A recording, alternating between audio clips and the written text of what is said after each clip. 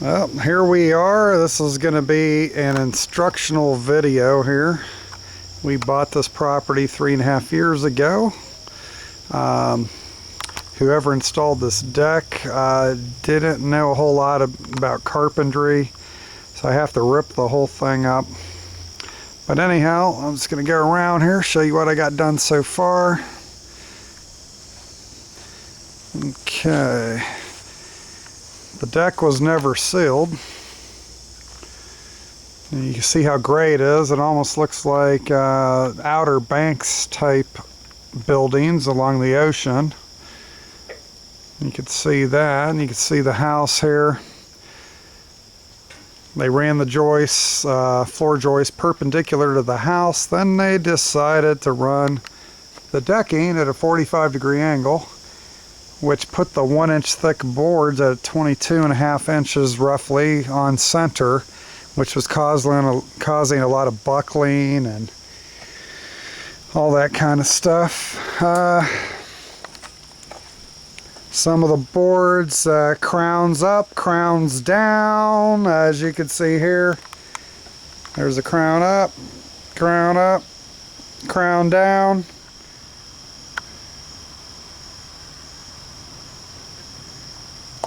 Crown down. Can't tell. Crown down. Crown up. So basically what I'm doing here is taking up the boards and pressure wash both sides. We did a lot of research on the different coatings. You do have a lot of new stuff like Rust-Oleum Restore. There was a lot of bad reviews on it, of it peeling within a year. Bare deck over. We just don't feel comfortable with any of that stuff. And so more research we did, we decided to go with TWP. A lot of guys that redo decks seem to like that as one of the best stains that you could put on a deck. So that's what we're going to go with. But you could see these boards have been flipped over from being upside down. I had to do a lot of cutting screws up. I used these tree felling wedges here, these orange things, to pry the boards up where where the screws would not come up. I used them tree felling wedges here to help put some pressure on it. And I tried all kinds of different metal cutting blades on these screws. And I found that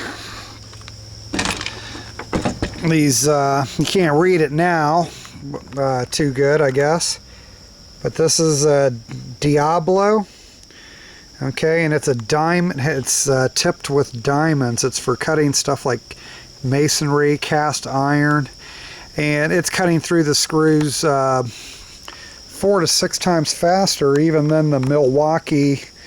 Let me show you them right here. Not the axe, I don't mess around. I buy good stuff. Usually the torch. A lot of junkyards use the torch to cut cars apart, and I just recently cut a parts car we had apart pretty quick with this blade. Probably almost as quick as using torches. But anyhow, this blade still would take about up to a minute per screw to cut through when I needed to. The Diablo blade, I think it was like $20 compared to $5 on the torches, but it's cutting through in about 15 seconds, sometimes less, sometimes a little bit more. Okay, another thing I found when I first came out and started stripping little by little, I was using a DeWalt 18-volt drill. And as careful as I was, I stripped probably about 50 extra screws before I stopped using it. And some guy I knew had a impact driver, a small Craftsman one, so I started researching it. And I now have this Milwaukee 18-volt fuel, which has the red lithium batteries, and it also is brushless. The fuel series, M18 fuel series, is the brushless series. this thing kicks butt. I was getting out screws that the drill wouldn't even come close to without damaging the screws. It has this button feature here on the side. When you hit the trigger, the lights will come on. I don't know if you could see it. Number 2 came on there. Okay, that's pretty powerful. That'll do most jobs.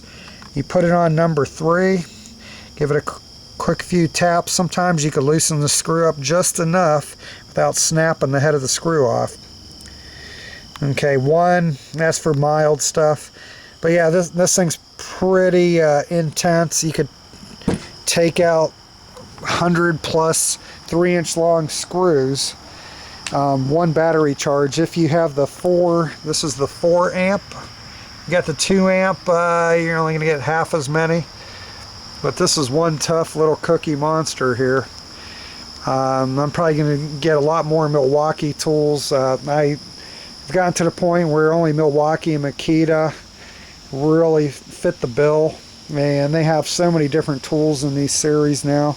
That one tool there probably saved me 20 hours of time, so it was worth every penny. Okay,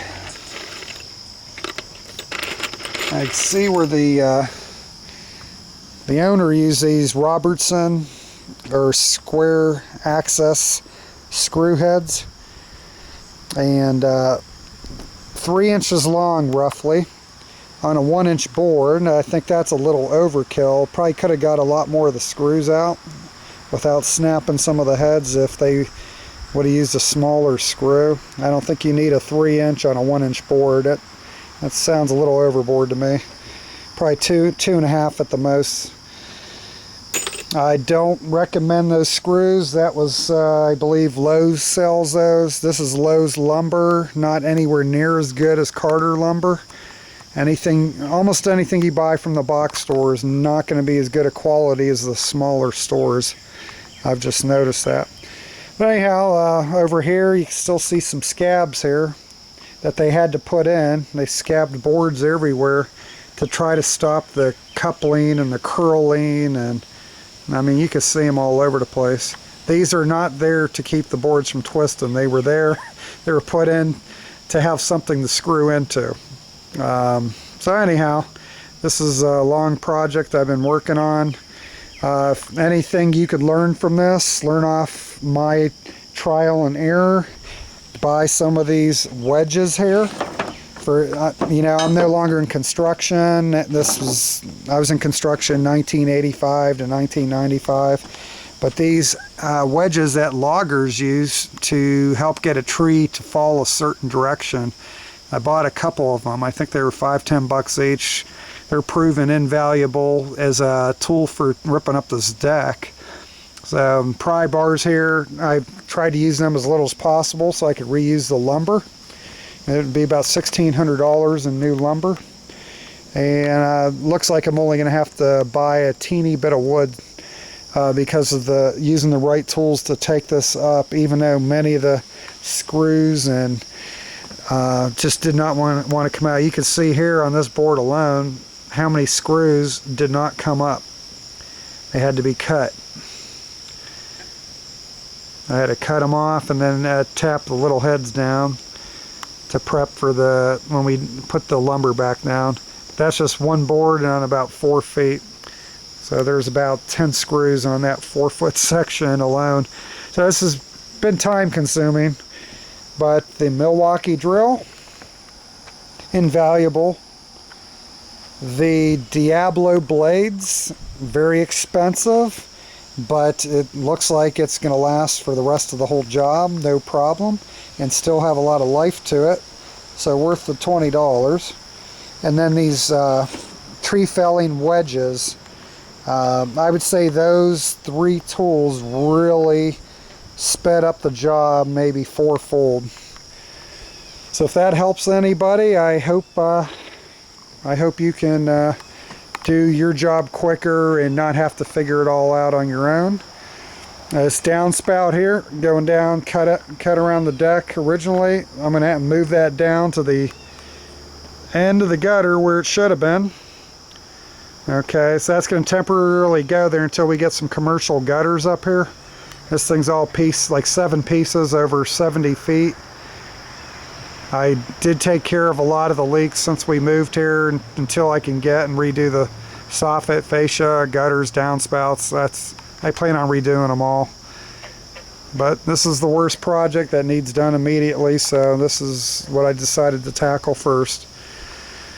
Alrighty, this is the Sacred Cow Tipper. If this has helped anybody, I'd appreciate to hear from you. That way I know I didn't waste time doing a video to help somebody else, so I would appreciate that. So let me know. Any suggestions would be helpful. Also, we're gonna run the boards at a 45-degree angle to face the corner of the pond here. Okay, as you can see, we're right at the corner here.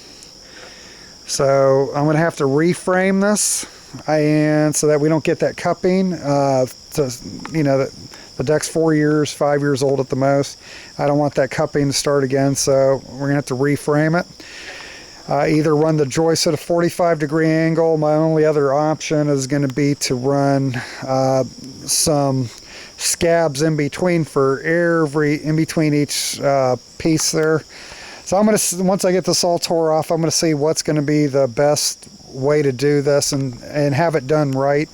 Even if the studding isn't going the direction I want to go, if I have to go perpendicular to the house still, I'm going to want to still. I got to beef it up so there's something for the wood to be nailed to. So I'm hoping I could take the joists off and redo them without too much difficulty. I'm going to have to see how difficult it is and kind of make a decision at that point. But whatever the case, this is going to be at least 4 times better than what it was. We would have been lucky to get 3 more years out of it, you know, so I'm hoping to make this brand new. Maybe I'll do another video once we get the floor laid out, maybe one after we stain it and that. What we plan on doing with the railings here, neither of us care much about the railings, but what we're thinking about doing is on the 4x4s. We're thinking about running a top. I was going to cap the 4x4s with aluminum and probably do it in almond. Cap the top piece, and then go ahead and we were going to paint cattle gate, 16-foot long, 50-inch tall cattle gate. I'll probably cut it down to about 3.5 feet, and just run that around, paint that almond, kind of give it a little bit more of a modern look. But that's what we were planning on these 4x4s here. Kind of pretty that up, and then we can still see the deer running through the fields here. The rails blocks a lot of the wildlife view here, so that's another reason we want to do that. So we can see the deer like to run through this section right here. If you've seen one of my previous videos, a mother with her 2 fawns were running around playing. We just enjoy seeing that. So anyhow, Sacred Cow Tipper signing off. Hopefully we'll get this project done within the next month. And maybe I could start relaxing, getting ready for winter. Alrighty, everybody have a good day. Bye-bye.